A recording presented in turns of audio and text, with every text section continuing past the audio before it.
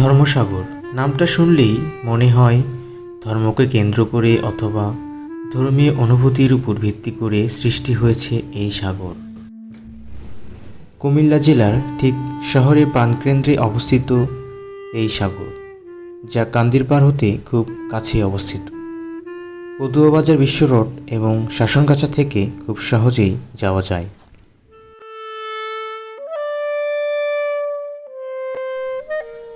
ধর্মসাগর একটি মানবসৃষ্ট জলাশয়।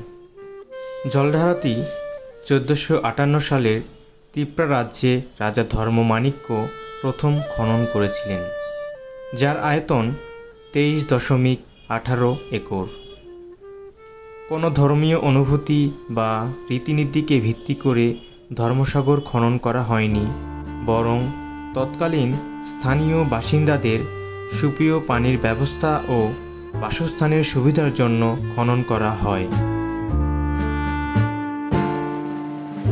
এটি বাংলাদেশের নগরজল ঐতিহ্যের প্রাচীনতম নিদর্শন হিসেবে বিবেচিত হয়।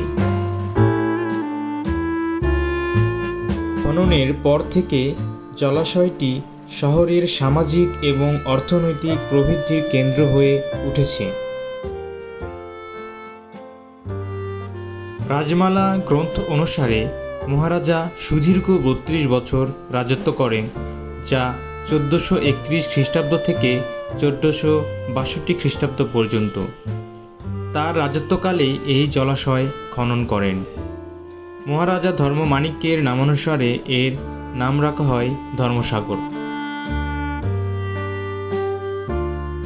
ধর্মসাগর নিয়ে ছড়িয়ে রয়েছে বহু উপাখ্যান ও উপকথা। আমাদের বিদ্রোহী কবি কাজী নজরুল ইসলাম কুমিল্লা ভ্রমণে আসলে শচীন দেববর্মনের সাথে যে সকল জায়গায় সময় কাটাতেন, তার মধ্যে ধর্মসাগর ও তার আশেপাশের এলাকা অন্যতম। বর্তমানে ধর্মসাগরের আয়তন 23.18 একর। কুমিল্লার শহরবাসীর নিকট এই দিঘিটি একটি বিনোদন কেন্দ্র হিসেবে বিবেচিত হয়ে থাকে। এখানে অবকাশ উদযাপনের জন্য প্রতিদিন বিপুল পরিমাণ মানুষ ঘুরতে আসে। ধর্মসাগরের উত্তর কোণে রয়েছে রানীর কুঠির পৌর পার্ক, পূর্ব দিকে কুমিল্লা স্টেডিয়াম আর পশ্চিম পাশে বসার ব্যবস্থা রয়েছে। স্থানীয় অধিবাসী ছাড়াও পর্যটকের আগমন ঘটে এই ধর্মসাগরে। দিঘির পাড়ের সবুজ বড় বড় গাছের সারি ধর্মসাগরকে দিয়েছে ভিন্ন মাত্রায় সৌন্দর্য। তাছাড়া শীতকালে ধর্মসাগরে প্রচুর পরিমাণে অতিথি পাখির আগমন ঘটে, যা ধর্মসাগরের সৌন্দর্য আরও বাড়িয়ে দেয় বহুগুণে। সাগরের এই অংশটি একদম পেছনের অংশ, যা পার্কের মতো। বিকেলবেলায় একটু ঘোরাঘুরি এবং বসে আড্ডা দেওয়ার মতো খুবই সুন্দর একটি জায়গা।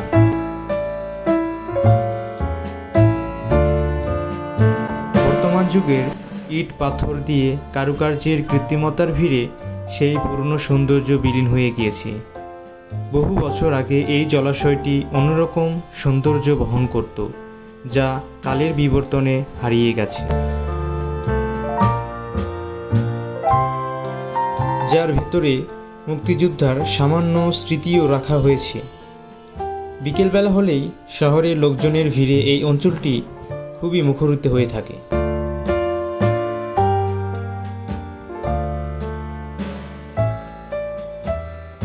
আপনারা যারা এই সাগর ভ্রমণে আসবেন, তারা কিছুটা হলেও পুরনো সৌন্দর্যের ছায়া অনুধাবন করতে পারবেন।